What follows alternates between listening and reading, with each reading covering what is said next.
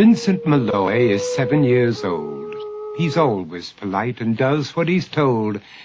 For a boy his age, he's considerate and nice. But he wants to be just like Vincent Price.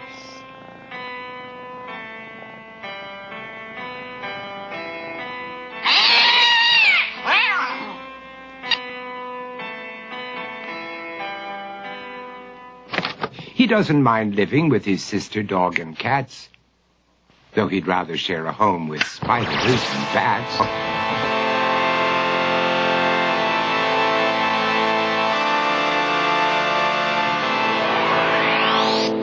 There he could reflect on the horrors he's invented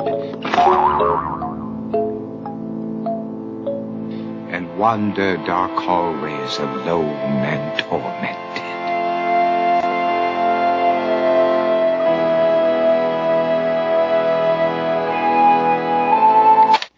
Vincent is nice when his aunt comes to see him, but imagines dipping her in wax for his wax museum.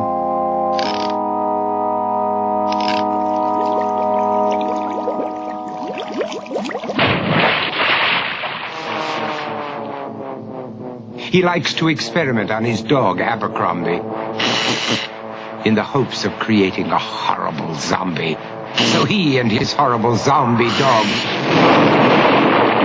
could go searching for victims in the London fog. His thoughts, though, aren't only of ghoulish crime. He likes to paint and read to pass some of the time. While other kids read books like Go, Jane, Go, Vincent's favorite author is Edgar Allan Poe. One night, while reading a gruesome tale, he read a passage that made him turn pale. Such horrible news he could not survive, for his beautiful wife had been buried alive. He dug out her grave to make sure she was dead, unaware that her grave was his mother's flower bed. His mother sent Vincent off to his room. He knew he'd been banished to the Tower of Doom, where he was sentenced to spend the rest of his life alone with the portrait of his beautiful wife.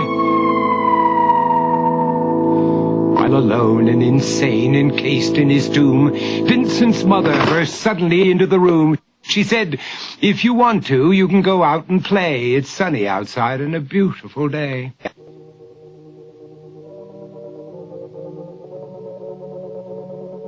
Vincent tried to talk, but he just couldn't speak. The years of isolation had made him quite weak. So he took out some paper and scrawled with a pen, "I am possessed by this house and can never leave it again." His mother said, "You're not possessed and you're not almost dead. These games that you play are all in your head.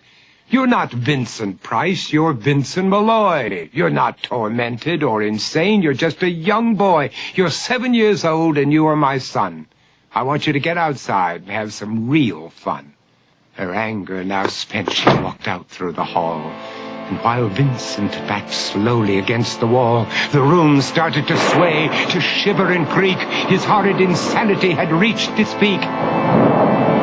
He saw Abercrombie, his zombie slave, and heard his wife call from beyond the grave. She spoke from her coffin and made ghoulish demands, while through cracking walls reached skeleton hands. Every horror in his life that had crept through his dreams swept his mad laughter to terrified screams.